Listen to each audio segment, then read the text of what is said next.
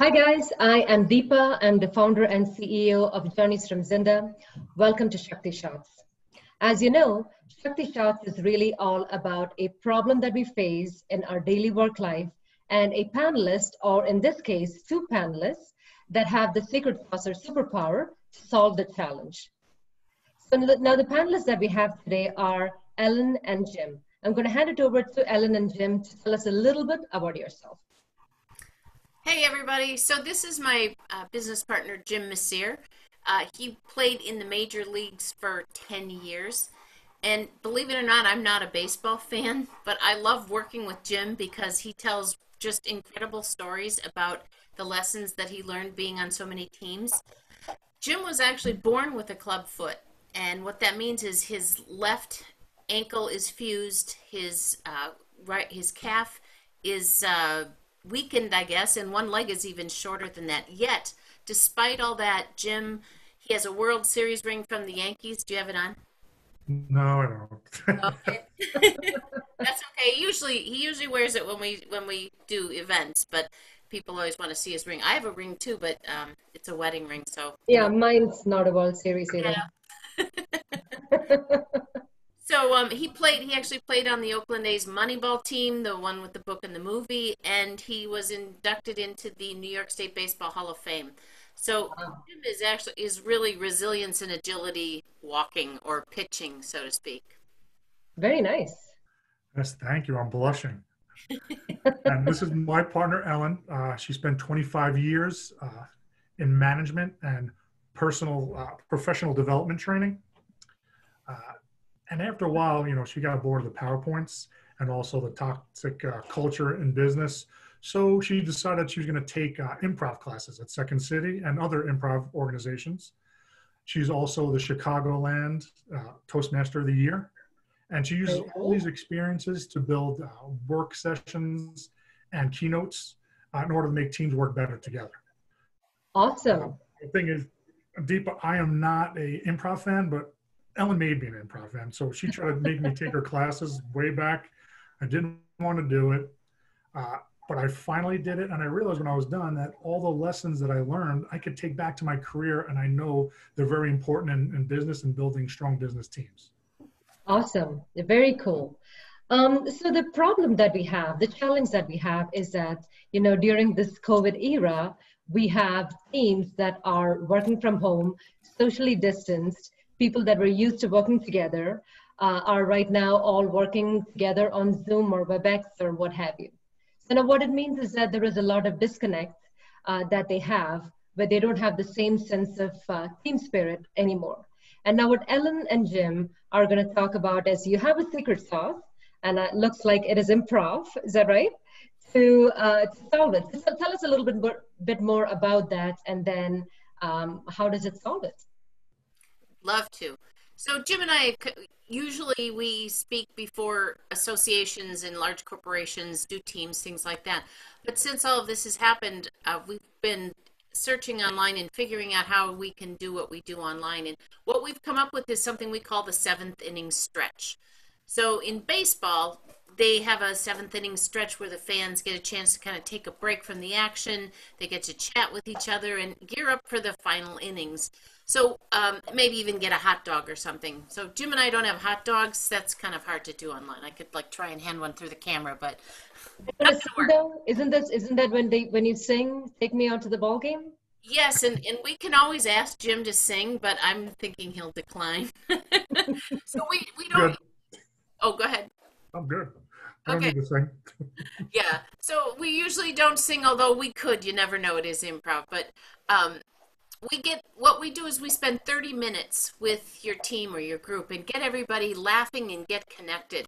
We don't put people on the spot and try and make them funny, but, well, Jim usually talks about that, but I call it applied improvisation. It's not like Second City improv. We actually do really simple activities that have lessons attached, but they're really fun and get people laughing and talking together.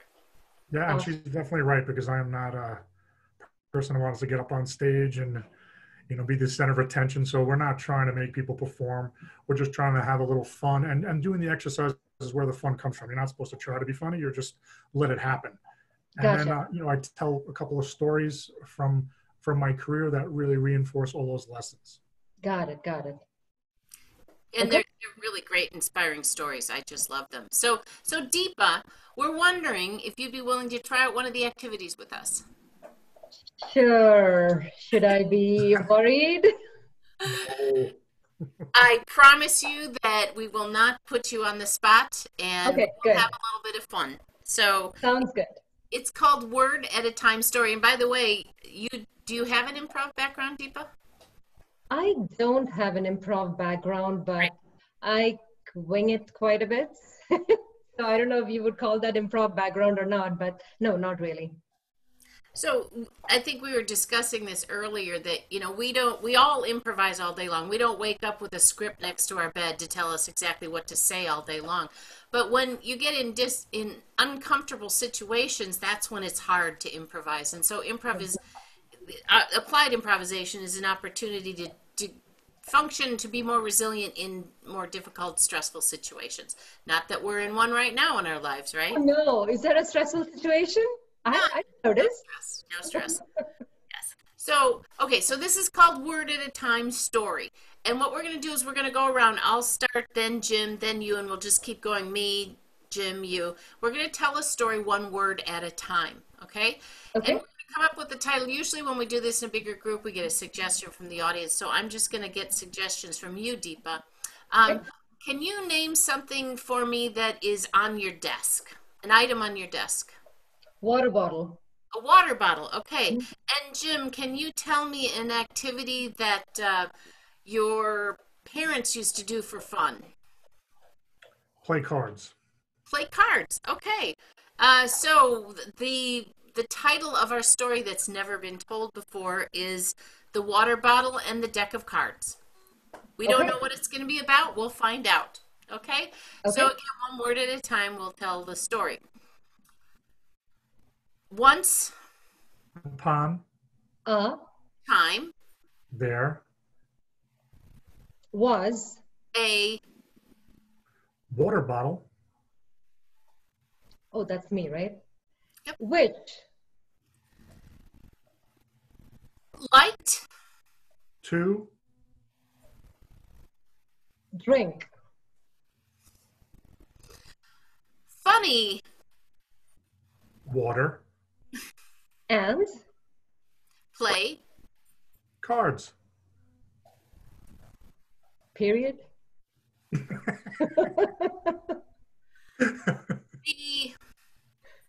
What'd you say? the The, the the bottle, And the cards, loved being together, all, the time, therefore, the pair, decided, to make, fun, little bits, bits. together. The end. Yay! So we had a water bottle and a deck of cards that are going to make little bits. I'm guessing those are baby cards. I don't know, but this is PG. So, so Deepa, what was that like for you? How was that for you? It was interesting because, sometimes I thought somebody was going to say something and they didn't. So then my mind was already there, thinking the person was going to, like, I thought Jim would say something. And my mind was already anticipating the fact that Jim would say something. And then I had to kind of rewind and say, oh, that's not what he said. Let me actually try to respond to what he said. So it was, so I guess going back to your point of improv, I teach dance and all that, and I have to keep talking. So I guess I'm used to just talking, you know, just making up stuff as you talk. But then in this particular case, because we have multiple people involved, I was kind of anticipating something and then I had to kind of retract and then say something else, which was an interesting experience for me. So you were kind of getting more comfortable with the unknown and dealing with the unknown on the spot, right? Oh, absolutely. And especially with other people. I think I'm more comfortable doing that by myself, but doing that with other people is, I mean, you have to depend on other people, right? I mean, it's hard to face an unknown together, I think, with a group rather than by yourself, right?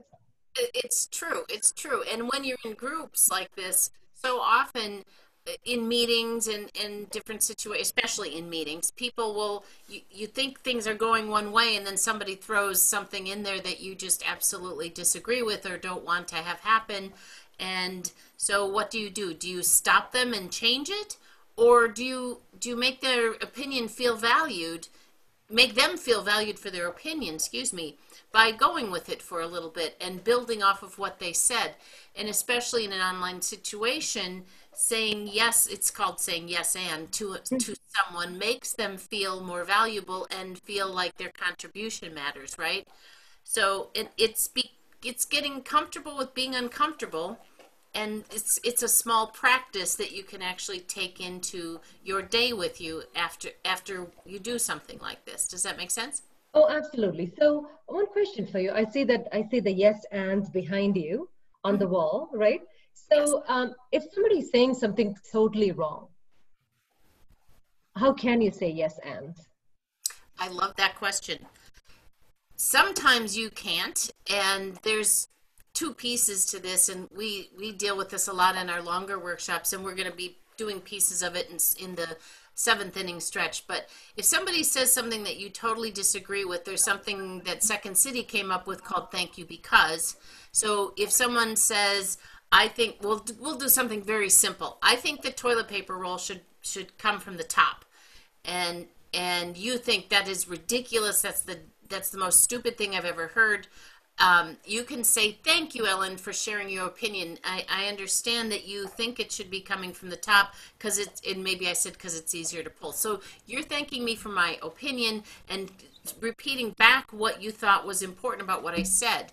And then you can say, then that's the thank you because. And then you can say, would you be open to another opinion? Okay. Oh, gotcha.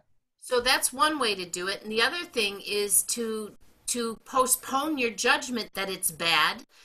And I say postpone. It doesn't mean you can never say no, but if you postpone your judgment and allow the idea to play out a little bit more, again, that creates the feeling for the person that their opinion is valued and that they're being heard, and then you can offer another opinion, but that way you've already heard more from them and you understand where they're coming from, and maybe you can have a little bit of a softer response than that's stupid or no, right?